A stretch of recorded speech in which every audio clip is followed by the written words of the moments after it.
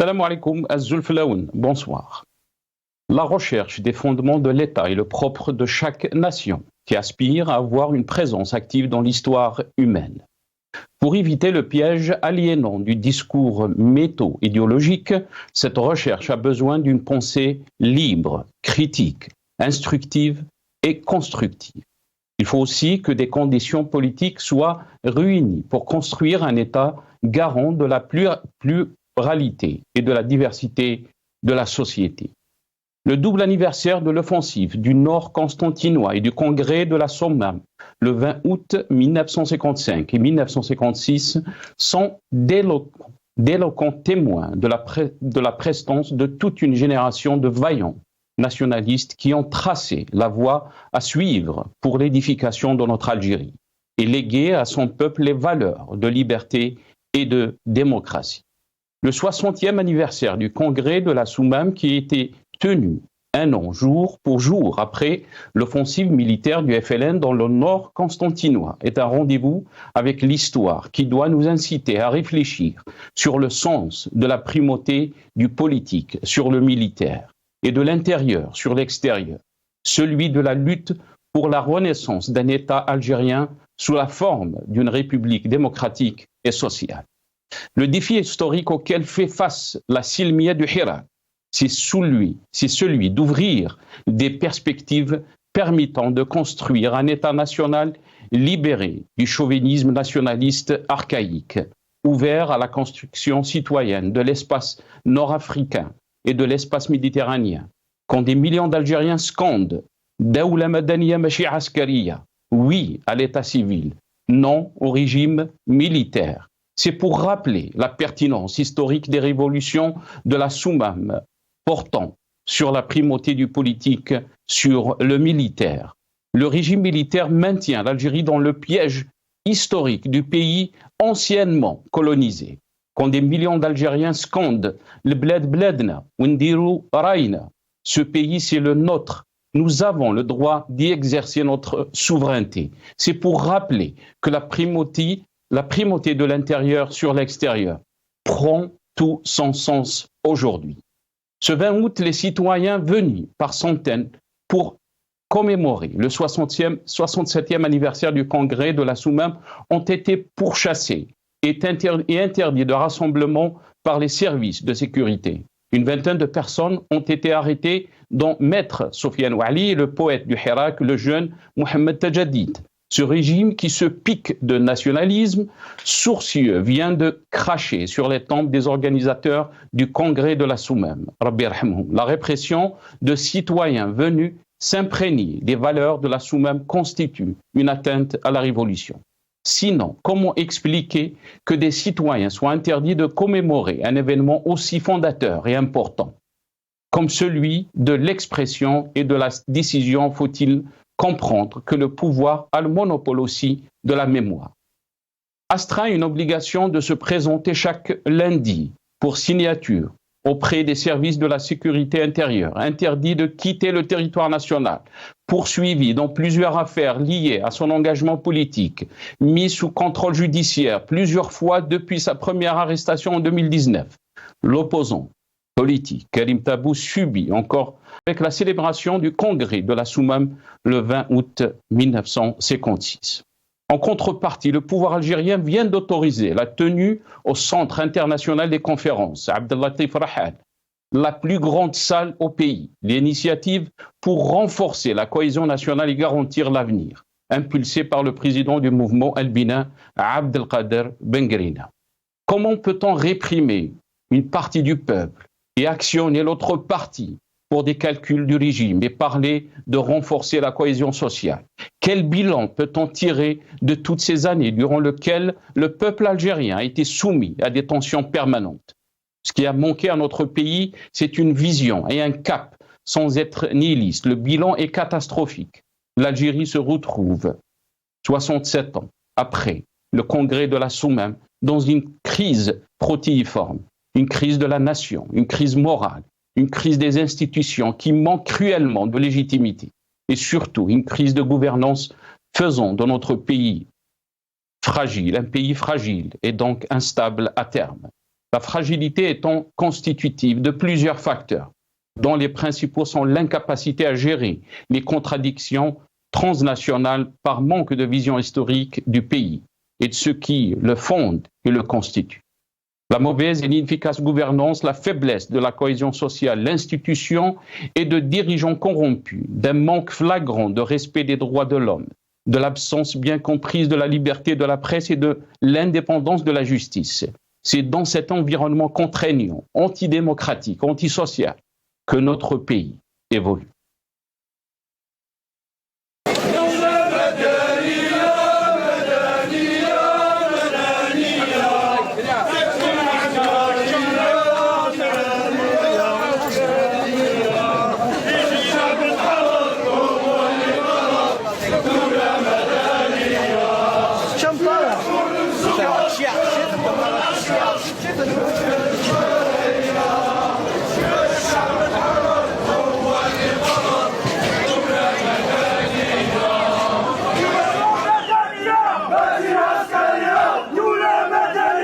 ماشي عسكرية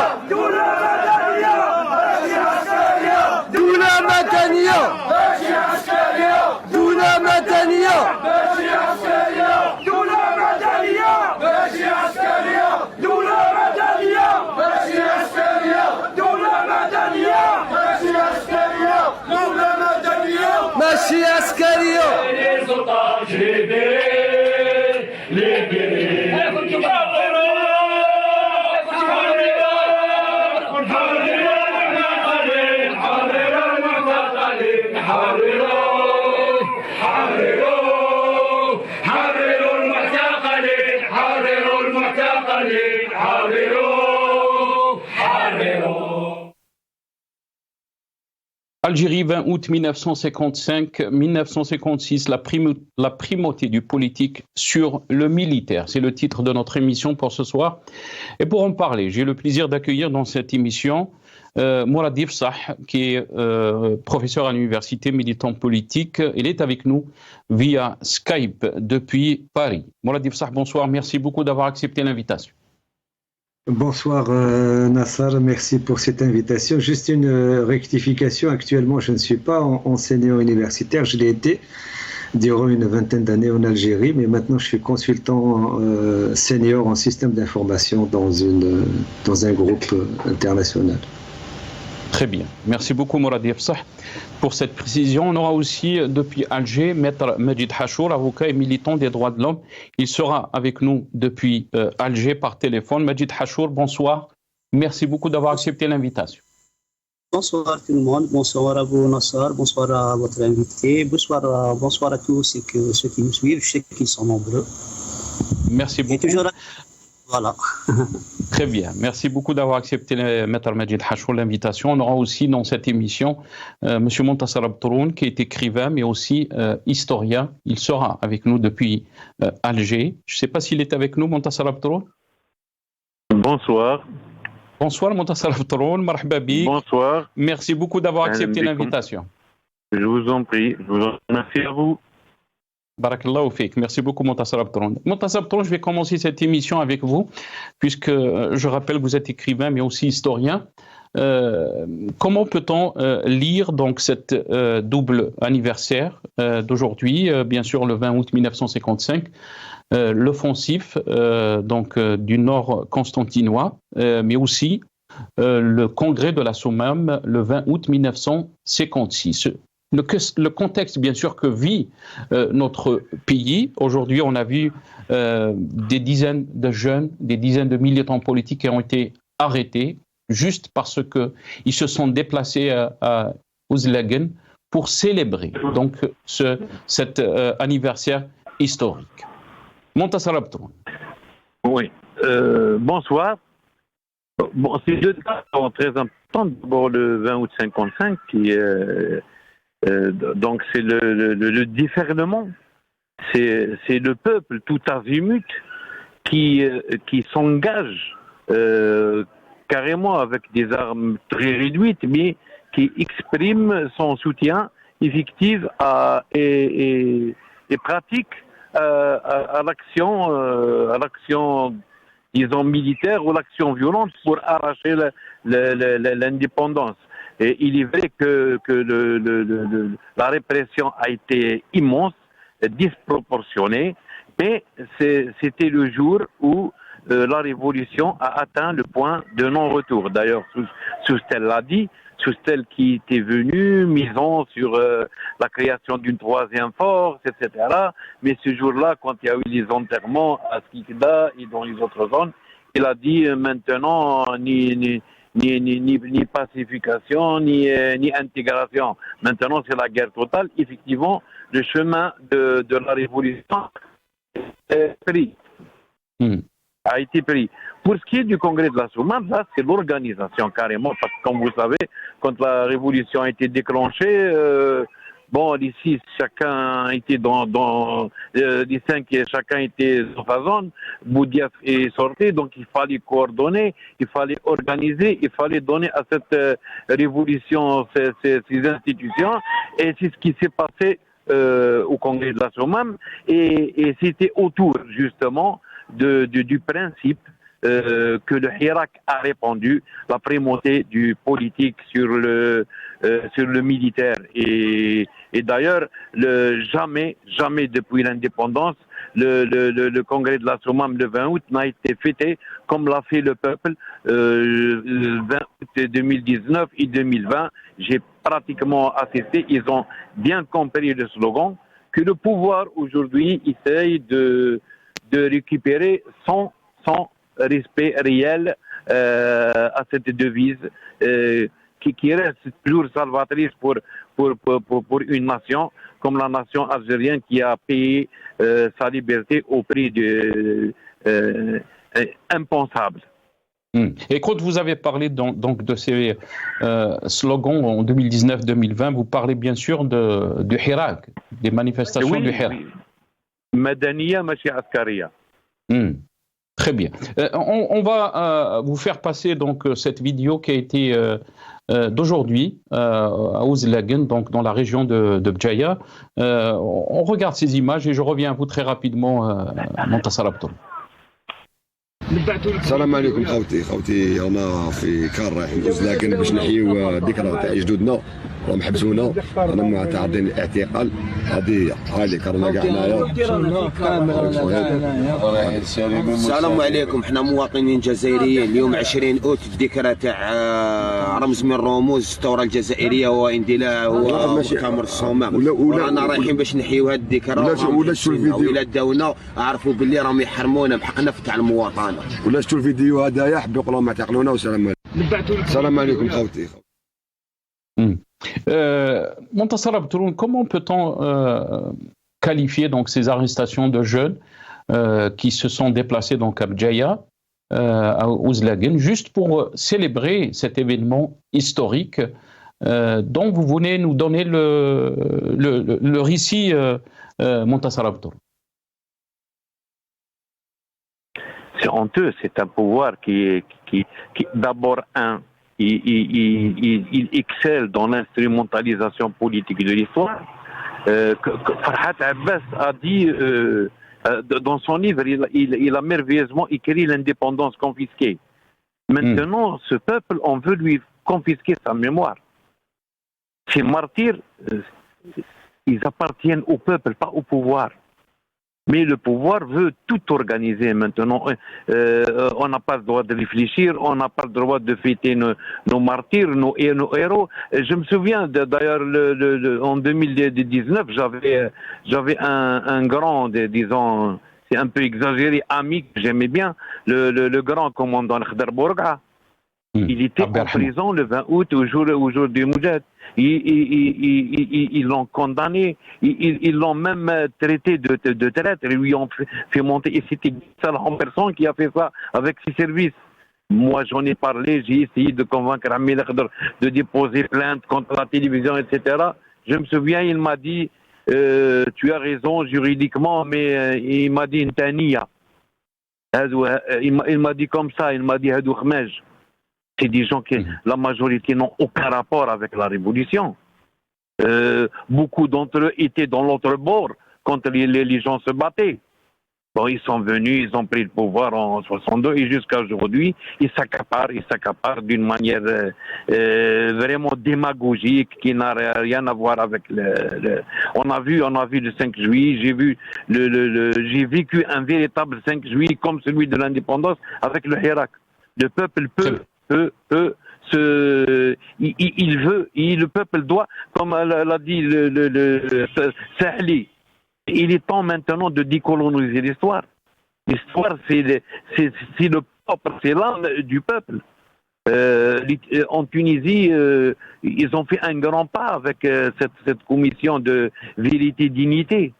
C'est à ce peuple d'entretenir. Au contraire, je peux reprocher de la trahison au pouvoir, notamment concernant cette histoire de mémoire commune, la commission des historiens qui vont en cachette, ils sont en train de nous dilapider, de falsifier l'histoire. J'étais sur une question, je vais vous le dire, on a aussi des trucs un petit peu sombres dans notre histoire. Je parle par exemple, le plus connu, le massacre de Melouza, de Bni Ilman. Les gens, en 2011, ils ont envoyé un courrier au président Bouteflika, et c'est moi qui ai déposé leur lettre dans la présidence, lui de responsabiliser des histoires pour tirer cette histoire au clair et pour arrêter de traiter des gens qui sont martyrs, trahis, personne n'a bougé. Et aujourd'hui, quand Macron et Spora font leurs propositions, voilà, la présidence, elle désigne des historiens, ils n'ont même pas communiqué leur nom, ils vont à Paris, tous les dossiers sont bloqués, notre désert il est en catastrophe avec la radioactivité. C'est un pouvoir qui ne défend ni la mémoire, ni il agit d'une manière rationnelle pour justement réparer ces dégâts qui continuent jusqu'à aujourd'hui à tuer nos concitoyens. Et en plus, voilà, personne n'a le droit à la parole. Je vais revenir à vous. Très bien. Je vais revenir à vous, Montassar Abdroun, sur la question aussi de cette mémoire et sur aussi les déclarations de l'ancien président Nicolas Sarkozy par rapport à cette mémoire qui est utilisée d'après lui donc par le régime algérien pour cacher tous ces mots. Morad Yefsah, je vais revenir avec vous bien sûr sur cette journée historique, mais on va regarder ces images encore et je reviens à vous très rapidement, Morad Yefsah.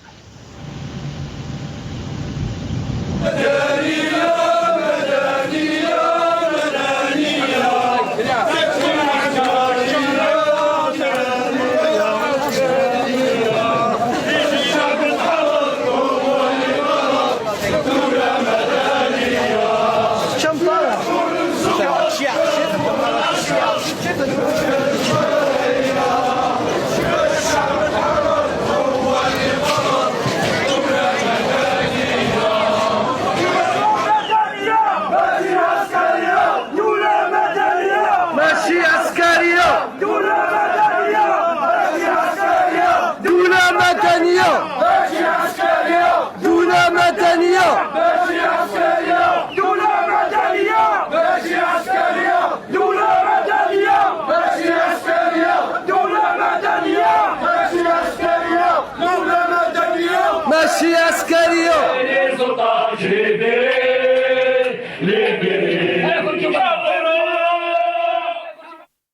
Morad Yefsah, on a vu ces images donc des militants qui se sont déplacés donc à Ouzlagen, bien sûr qui coïncide avec le congrès de la Soumam, mais pas que, le double anniversaire donc du 20 août 1955-1956.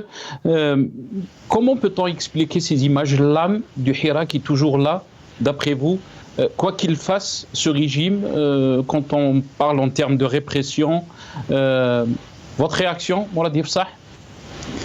Oui, je pense qu'il faut quand même rappeler quelque chose qui est important, c'est que cette date, il ne s'agit pas donc pour nous, en tant que citoyens qui voulons absolument tirer les leçons de notre passé, les leçons de notre histoire. Il ne s'agit pas donc de faire des fêtes comme le fait le régime en place, il ne s'agit pas de les utiliser comme moyen de propagande, mais il s'agit plutôt donc de les revoir avec un esprit critique et de les étudier afin de tirer toutes les leçons donc, de cette histoire qui est très riche. Premièrement, l'initiative donc, de 55, d'août 55. En août 55, la révolution algérienne n'était pas encore lancée et l'immense majorité donc, des Algériens n'étaient pas acquis à la révolution algérienne. Il y avait quelques dizaines, quelques centaines de militants qui étaient acquis au FLN et qui étaient organisés dans certaines wilayas avec quelques dizaines de maquisards et quelques dizaines d'armes. C'est tout ce qu'il y avait donc en janvier 55. Donc ça c'est très important donc de le dire aux jeunes d'aujourd'hui.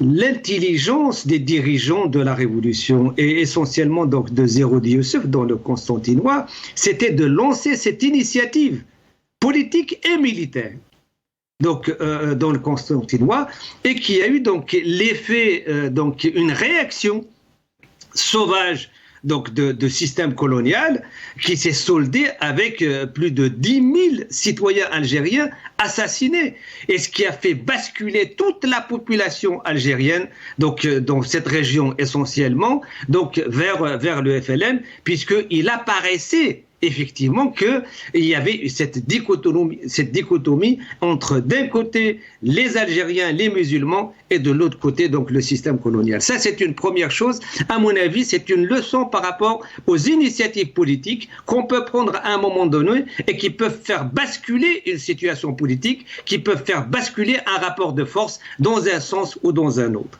La deuxième chose, c'est par rapport à août 56. Août 56, il faut aussi donc le dire que le FLN donc a engagé donc la guerre de libération avec une déclaration du 1er novembre. Il n'y avait pas de fondement idéologique, il n'y avait pas de fondement politique, il n'y avait pas de structuration et organisation politique précise, ni de direction, ni de congrès, ni de donc c'était un peu donc un ensemble de dirigeants qui avaient de l'expérience, qui étaient dans le PPM-TLD, qui avaient de l'expérience politique, qui avaient donc des responsabilités d'organisation au sein du PPM-TLD qui était en crise et qui avaient décidé donc de lancer cette initiative, mais jusqu'en 56, qui n'avait pas encore constitué donc d'organes homogènes, de direction, de structuration, d'organisation, aussi bien politique que militaire. Et donc ce congrès était une nécessité pour remettre un peu de l'ordre et de l'organisation donc dans le FLN et donc dans la révolution algérienne. Donc c'était quelque chose d'important à faire. Deuxième chose, par contre, c'est important parce qu'on est dans l'histoire aujourd'hui, on n'est pas dans l'action, on est dans l'histoire. Il y a ce qui a été fait, il y a ce qui n'a pas été fait. Et je pense que nous devons absolument dire que durant cette période, dans ce contexte du congrès de la Soumam, il y avait des pourparlers donc, entre les dirigeants du FLN à l'époque, donc essentiellement, donc il y avait Abban, Krim, Ben Toubal, Ben Boulaïd, Ben Mehdi, etc., avec les dirigeants des autres partis politiques, les Oulémas, le PCA, l'UDMA, et le MNA, donc dirigé par Msali. Donc j'invite les citoyens algériens à lire un livre donc, qui a été écrit par Mohamed Harbi, qui est sorti depuis très longtemps et qui s'appelle donc les archives de la révolution algérienne, dans lesquels on retrouve les textes qui ont été écrits donc à cette époque-là. Donc c'est à partir des textes vrais de l'époque qu'on peut comprendre effectivement les choses qui étaient en pourparlers, en discussion, essentiellement donc les lettres qui étaient écrites par la direction du Parti communiste algérien à la direction du FLN, le manifeste donc des oulémas qui a été adopté donc lors de leur congrès, la lettre qui a été adressée par Msali à la direction du FLN, etc. Donc tout ça c'était autour donc de juillet-août 1956. Et c'est dans ce contexte-là qu'il y a eu le congrès. Deuxième aspect aussi, c'est que les principaux dirigeants donc du FLN, les 9 historiques, donc parmi eux, donc à ce congrès, n'ont assisté, je crois, donc si mes souvenirs sont bons, que 2 ou 3 membres donc de ces historiques, à savoir donc Ben Mehdi, Karim Belkacem, et c'est tout. Et avec ces 2 principaux. Donc ça aussi, donc c'est quelque chose d'important à dire. Mais qu'est-ce qui en est Très bien. Je termine par répondre à votre question parce qu'il fallait absolument situer historiquement les choses. C'est important que, d'autant plus que la jeunesse algérienne ne lit pas beaucoup, ne cherche pas vraiment, ne lit pas les livres d'histoire et surtout à partir donc des archives, des sources. C'est pas de la propagande, parce que il faut pas qu'on fasse de la propagande comme fait le régime. Nous, il faut qu'on revienne aux sources, aux documents, sources essentielles de cette époque-là. Donc la question que vous m'avez posée, donc ces jeunes qui sont partis aux Zelagen, c'est une très bonne chose, bien sûr. Cela montre que c'est pas seulement une question donc d'âme du Hirak, mais ça c'est une question physique. Il y a des militants en chair et en os, des hommes et des femmes qui aujourd'hui non seulement donc se reconnaissent en conscience dans le Hirak, mais y compris physiquement l'expriment à travers donc ce déplacement et se reconnaissent dans ces symboles historiques donc de la lutte révolutionnaire du peuple algérien. Et donc cette délégation qui est partie à Ouzlagen et qui certainement il doit y avoir d'autres délégations qui ne sont pas médiatisées mais qui viennent d'un peu partout. Cela signifie qu'il y a un ralliement, qu'il y a un sentiment national d'appartenance à une même nation et qui viennent se retrouver donc à un endroit bien précis qui est une référence donc de l'histoire du peuple algérien. Je pense que ça c'est une question qui est vraiment importante aussi donc à soulever, que ces jeunes donc viennent aujourd'hui se recueillir à Ouzlagen. C'est quelque part un sentiment donc d'appartenance, un sentiment donc de reconnaissance et un sentiment de, je dirais, c'est pas un sentiment mais c'est un niveau de conscience. Un niveau de conscience donc, de cette jeunesse qui aujourd'hui donc se situe sur le terrain du Hirak et du combat pour la liberté et la démocratie. Très bien, restez avec nous, Mourad Difsah. On va donner la parole à Maître Majid Hachour. Désolé, Maître Majid Hachour, pour le temps. Mais si on peut revenir un peu sur le côté donc, de ces arrestations des jeunes Hirakis, des jeunes qui se sont déplacés donc, à Ouzlagen. Comment peut-on lire donc, ces arrestations dans un contexte, bien sûr, qui est le contexte de Daoula Madaniya Machi Askariya, le contexte historique aussi de la primauté du politique sur le militaire. Maître Majid Hachour. Bon, d'abord, il faut, au-delà des arrestations, il y a un message. Il y a un message. Ceux qui ont déclaré que le Hirak est mort, finalement, comment dire, ils ont eu tort. Aujourd'hui, on le voit, on le sent, ils ont eu tort. Le Hirak n'est pas mort. Il ne sera jamais mort et il ne mourra jamais. De toute façon, il ne mourra jamais. Même si, malgré la répression, malgré tout ce qui s'est passé, vous savez, ça fait quand même 4 ans de répression qui suit ce Hirak. Des gens, on a arrêté combien de gens, on a attristé combien de familles, on a fait combien d'erreurs à l'égard de ces jeunes. Mais aujourd'hui, voyez bien, on retrouve des jeunes, surtout des jeunes, qui scandent des slogans du Hirak. Il n'y avait pas d'autres slogans que ceux du Hirak. Et il n'y avait pas d'autres slogans que ceux du congrès de l'Assemblée même. De la Madaniya, séparation du politique du militaire, etc. Aujourd'hui, le principe, le vrai message de ces jeunes, c'est quoi? C'est qu'il y a un divorce, le divorce politique entre le peuple, pas uniquement une partie du peuple, je dis du peuple, avec ce système. Si c'est possible, Majid Hachour, désolé de vous couper la parole, si c'est possible juste de vous éloigner un petit peu de votre micro, parce qu'il y a un petit souci de son, et je pense que vous pouvez juste vous éloigner un petit peu de votre micro, et je pense que le son sera beaucoup meilleur. Très bien. Et comme ça, est-ce que vous m'entendez mieux? Très bien, très bien. Très bien. Donc, je disais que le divorce entre le peuple, pas uniquement une partie, mais tout le peuple avec le système est bel et bien consommé. Revenez à ce qui s'est passé hier. On dit qu'il y avait 1300 qui se sont rassemblés dans un club des pains, au club des pains, ou plutôt au palais des congrès. Comment ils ont reçu comment qu'ils les ont autorisés, comment qu'ils les ont financés, comment qu'ils les ont organisés. On n'en sait rien, on n'en sait absolument rien. Mais bon, est-ce que cet événement était visible et clair auprès du peuple? Je dirais non. Est-ce qu'il y avait des propositions? Parce que normalement, je pensais qu'on allait discuter aussi de ce fameux rassemblement, mais je pense que c'est-à-dire en fin de compte, c'est qu'à la conclusion qu'il est inutile d'en discuter parce que c'était bien sûr que c'était un non-événement. Égard à ce qui en est sorti, il y a une déclaration où il demande à renforcer le mur intérieur et à sensibiliser les gens quant à ce renforcement de ce mur intérieur. Non, ce mur intérieur est là, il existe, il a existé depuis 2019. Ce mur intérieur s'appelle le Hirak. Quand il y avait le Hirak, est-ce qu'il y avait des ingérences? Non. Est-ce que quand il y avait le Hirak, est-ce qu'il y avait des conflits? Non. Quand il y avait le Hirak, est-ce qu'il y avait des étrangers qui se mêlaient de ce qui se passait en Algérie? Il y avait une fameuse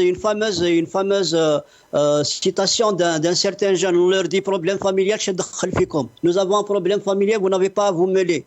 Est-ce qu'il y avait toute cette tension? Est-ce qu'il y avait cette crise? Est-ce qu'il y avait des harragas? Je dirais non. Ben le mur intérieur, c'était le Hirak. Et ce mur intérieur, grâce à Dieu, malgré leur tentative de casser, de détruire, de réprimer, de ruiner, ce mur, il existera toujours tant que ces jeunes-là, assoiffés de liberté, assoiffés de leur histoire, assoiffés de leur mémoire, continuent d'exister et continuent de lutter. Autre chose. Très bien. Autre chose. Quand on réprime, il y a un message. C'est vrai qu'on réprime, on fait peur. Ok, il n'y a pas de souci. On réprime, on fait peur. Ils ont réprimé, ils ont reconstruit leur propre mur de la peur. Parce qu'il s'agit depuis 2019, finalement, aujourd'hui, il y a eu, même si je saute du coq à l'âne, excusez-moi, mais il y a une vérité. C'est que la répression d'aujourd'hui, elle démontre quoi? Elle démontre que depuis 2019, jusqu'à maintenant, le pouvoir s'est employé à réprimer le Hirak. Et que son objectif, finalement, c'était le Hirak. Est-ce que ce pouvoir a un programme politique? Il n'a pas de programme politique. Vous l'avez dit, est-ce que ce pouvoir a une vision? Il a aucune vision. Le message, c'est vrai qu'en réprimant, on fait peur. Mais il y a un effet inverse. C'est que plus ils ont... La répression démontre quoi? Elle démontre une faiblesse. Quelqu'un qui est violent... Restez avec nous, Maître Majid Hacho. Puisque vous avez parlé de cette initiative, bien sûr, du parti Albina, à sa tête Bengrina, on va revenir sur cette initiative. Pourquoi? Donc, cette initiative a été lancée, et plus elle a été autorisée dans l'une des plus grandes salles au pays. Alors que de l'autre côté, on est en train de jeter des jeunes qui se sont juste déplacés à Ouzlagen pour célébrer cette date historique qui est donc le 20 août 1955, le 20 août 1956. Montassar Abtoroun, pourquoi, d'après vous, donc, on lance cette initiative politique, bien sûr, et comment elle a été autorisée, alors que de l'autre côté, on laisse pas les partis politiques donc organiser leur congrès le plus normalement possible. Cette initiative, on l'appelle l'initiative de la cohésion nationale et de l'unité nationale pour faire face donc aux dangers qui guettent notre pays. Votre lecture, Montassar Abtoroun? La population, le peuple, comment il voit, je ne veux pas l'appeler initiative. C'est une insulte à l'intelligence de ce peuple. C'est se moquer du peuple. C'est des gens qui n'ont aucune légitimité. Déjà, le peuple, le plus gros problème qu'on a, c'est un problème de légitimité. Et voilà encore, on en remet. C'est un pouvoir qui a tout cassé. On n'a pas de presse, on ne laisse pas de syndicats, On ne laisse pas, c'est-à-dire la critique est interdite. Personnellement, j'ai donné une conférence il y a 5 juillet. C'est une institution, c'est un fonctionnaire qui a eu peur. Il m'a dit écoute, tu es un opposant. J'ai dit non, je suis pas opposant. Je suis pas pour ce pouvoir. C'est-à-dire le fait de critiquer, on est classé comme opposant. Et maintenant, le débat il est fermé. Il n'y a que l'initiative qui est distribuée par un centre de décision. Oui. Montassar Abdroun. Voilà. Montassar Abdroun, est-ce que vous m'entendez, Montassar Abdroun? Je vous entends. Parce qu'on a des petites coupures, Montassar Abdroun. Si vous pouvez revenir à votre place, là où vous étiez, le son était beaucoup meilleur. Oui, j'ai pas bougé. Très bien, parce qu'on a des toutes coupures. Comment peut-on lire dans ce cas, dans la même logique de votre analyse, Montassar Abdroun, les déclarations de l'ancien président français, Nicolas Sarkozy, qui avait parlé donc, qui s'est pris, si on peut dire, aux dirigeants algériens, et dans un entretien au Figaro, il recommande à Macron, il a recommandé donc de ne pas essayer de bâtir une amitié artificielle avec les dirigeants algériens.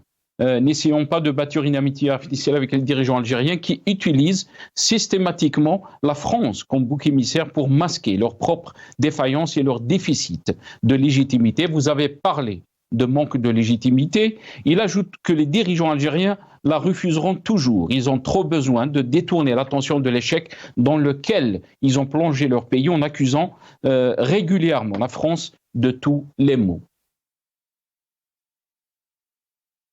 Montassar Abdroun?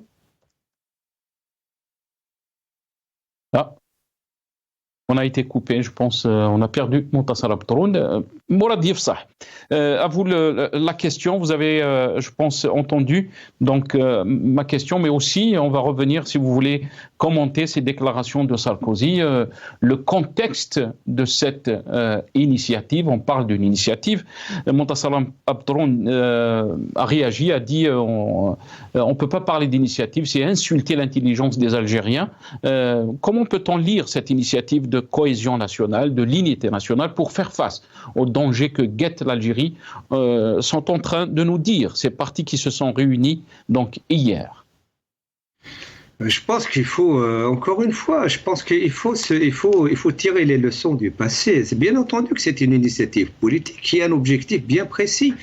La question, c'est que jusqu'à aujourd'hui, le Hirak a réussi à rassembler le peuple algérien donc de toutes les régions du pays, de toutes les wilayas, de tous les villages du pays, de toutes les villes du pays. Et donc il a constitué un rapport de force qui est défavorable au régime en place, qui est défavorable au système en place, et qui a exprimé des mots d'ordre clairs contre le système en place et contre sa politique. L'objectif donc du régime et des élections du 12-12 2019 avec l'élection de M. Tebboune, son objectif c'était comment justement réduire ce rapport de force, comment battre ce rapport de force. Et je pense que cette initiative politique qui utilise un sentiment national de tous les Algériens, à savoir un sentiment d'unité, un sentiment de protection et de l'intégrité nationale, c'est utiliser ce sentiment afin justement de transformer le rapport de force, de réduire le rapport de force en sa faveur. C'est ça qu'il y a derrière cette initiative. C'est justement comment faire en sorte justement d'utiliser ce sentiment des Algériens à l'unité, ce sentiment des Algériens à se réunir pour construire et renforcer une nation, une république, un État dans le cadre de liberté et de la démocratie. Comment donc le faire réunir autour d'une initiative soi-disant de front intérieur contre l'étranger. Et je pense que nous devons absolument expliquer aux Algériens. Le front intérieur aujourd'hui, il ne peut être fait qu'avec les Algériens. C'est-à-dire qu'avec les bases, avec les aspirations qu'ils ont exprimées depuis 2019 à ce jour. On ne peut pas constituer un front sur des objectifs qui sont autres que les objectifs pour lesquels le peuple algérien s'est exprimé dans le Hirak. Et quand je lis les résolutions qui ont été adoptées par cette conférence qui a été appelée par le FLN, par le BINA, par le RND, par TAJ, c'est-à-dire tous les partis dont les secrétaires généraux sont soit en prison, soit en fuite à l'étranger. Donc c'est quelque chose quand même de particulier, il faut le dire ça. Il faut le dire, ces partis n'ont pas changé de nature. Ce sont les mêmes. Ce sont les partis de ces secrétaires généraux qui sont condamnés par le système eux-mêmes. C'est-à-dire qui sont aujourd'hui sur lesquels ils détiennent soi-disant donc des preuves qu'ils ont volé, qu'ils ont fait de la corruption, qu'ils ont fait des passe-droits, qui ont fait du mal à l'Algérie pendant 20 ans. Et c'est ces partis-là aujourd'hui qui veulent lancer une initiative de front intérieur. Non, je pense pas que cette initiative est organisée dans l'objectif de défendre la nation, dans l'objectif de défendre l'intégrité du pays. Et c'est pour ça que je pense qu'il faut qu'on alerte tous les Algériens pour dire c'est une manœuvre politique. Cette initiative est une manœuvre politique qui consiste effectivement donc à donner un coup au Hirak en vue donc de faire perpétuer donc ce système politique de l'arbitraire. Mais vous pensez que l'optique des élections 2024 sont dans cette manœuvre politique très rapidement? Je pense qu'elle sera posée à un moment ou à un autre. Parce que on voit bien qu'il y a des choses qui sont en train d'être préparées, c'est-à-dire des têtes d'affiche qu'ils vont préparer pour effectivement donner l'impression qu'il y aura des élections propres et honnêtes en faisant concourir des candidats qui en réalité sont tous d'accord pour le maintien du système en place. Très bien, restez avec nous, Mourad Difsah. On va juste revenir sur ces déclarations donc sur l'unité nationale, des déclarations d'Abdelmajid Tebboune, qui a donc déclaré que celui qui touche à l'unité nationale, il aura affaire à M. Tebboune, et si on peut dire, et tout le service sécuritaire. On écoute Abdelmajid Tebboune et je reviens à vous très rapidement. على الوحدة الوطنية ثم الوحدة الوطنية ثم الوحدة الوطنية، واللي يمس الوحدة الوطنية نستعمل معاه كل وسائل يخلصها غالية، ولو راه يهدر من بعيد تشراك الفم من بعيد يجي الوقت وين يخلص. الوحدة الوطنية شيء مقدس، 1,500,000 شهيد استشهدوا على الوحدة الوطنية. Donc, l'unité nationale. On va revenir, bien sûr, sur cette initiative qui va dans le même sens. Le front uni contre les menaces extérieures, la cohésion nationale. On écoute Bengrina, donc le chef de parti de Nida, et je reviens à vous très rapide. البناء pardon. الرسالة الثانية نوجهها للسيد رئيس الجمهورية عبد المجيد تبون، نثمن احتضانه للمساعي الوطنية الرامية إلى تمتين الجبهة الداخلية ورص الصف الوطني، ونؤكد هنا أهمية مثل هذا الاحتضان الذي نتطلع إلى ترقيته إلى فضاء حوار يستوعب كل شركاء الساحة الوطنية حول رهانات الوطن وتحديات السياسة والاقتصاد والاجتماعي والمخاطر الخارجية، وأن كان مكونات سياسية ووسائط مجتمعية ونخب واعون مدركون لجدية المخاطر والتحديات ومؤمنون بأهمية تمتين الجبهة الداخلية لمواجهتها، وحاضرون بمقترحاتنا الجماعية لتحمل أعباء الرسالة. Majid Hachour, je reviens à vous. Donc, comment vous avez parlé bien sûr de cette initiative. Mourad Difsah a parlé donc d'une manœuvre politique. Quelle est votre réaction par rapport donc à ce genre d'initiative? On voit toujours les mêmes visages. Majid Hachour. Bien sûr, voyez bien que d'abord, la plupart de ceux qui se sont réunis hier ont tous soutenu le 5e mandat. C'est dire la fumisterie, excusez-moi du terme, ça veut dire la tromperie.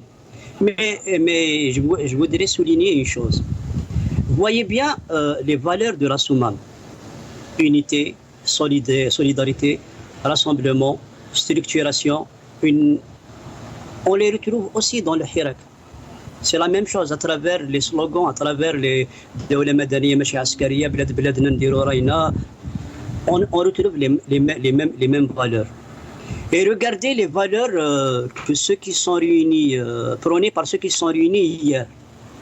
Quelles valeurs on pourra ressortir de leur déclaration, parce que on peut commenter et analyser et étudier que leur déclaration. Quelle valeur on peut ressortir de leur déclaration, à part celle de se maintenir, d'aider des gens ou d'aider carrément le système à se maintenir au pouvoir. Moi, je parle il y a un divorce politique. Parce que sinon, hier, si ceux-là, les 1300, les 1400 ou un seul d'eux étaient représentatifs, ils ne feront pas une déclaration dans le sens d'inciter les médias, d'inciter les institutions, d'inciter les organisations à prôner ou bien à sensibiliser contre au danger qui nous entoure. Dans une déclaration, s'ils étaient représentatifs, on ne promet pas, on exécute.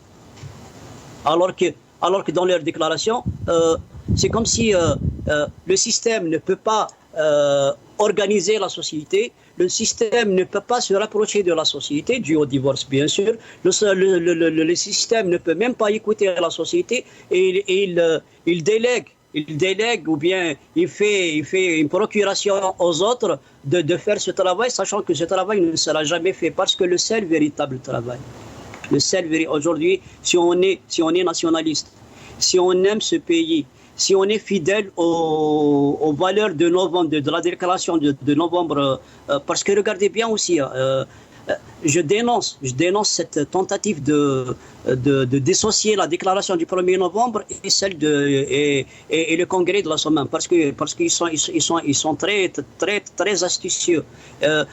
C'est pour ça qu'ils ont créé les novembristes bédécistes et les autres. Non, la déclaration du 1er novembre est suivie complètement par le congrès de la Soumam. Aujourd'hui, si on voudrait faire bien les choses, c'est vrai qu'ils sont en train de confisquer toutes les valeurs, ils sont en train de confisquer toute la mémoire par le biais de quoi? Par le biais de la confiscation des espaces publics, chose qui s'est vérifiée à partir de juin 2019. Aujourd'hui, si on est fidèle aux valeurs, si on est nationaliste, si on aime ce pays, il convient d'ouvrir le champ politique, d'ouvrir le champ médiatique, d'ouvrir le champ de l'expression populaire.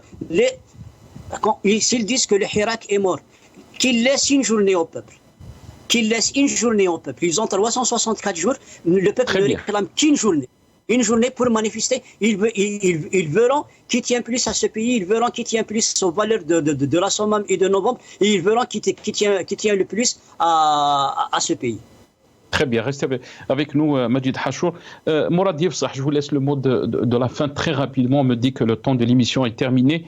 Est-ce que vous pensez que le régime est dans une impasse quand on voit les mêmes personnes, les mêmes initiatives, les mêmes manœuvres, les mêmes mécanismes de fonctionnement sont toujours là? Est-ce que vous pensez que ce régime est en crise? Mais aussi, quand on voit l'autre image, ces jeunes qui se sont déplacés donc pour fêter, pour commémorer cette journée historique avec des slogans du Hirak. Très rapidement, Mourad Yefsah.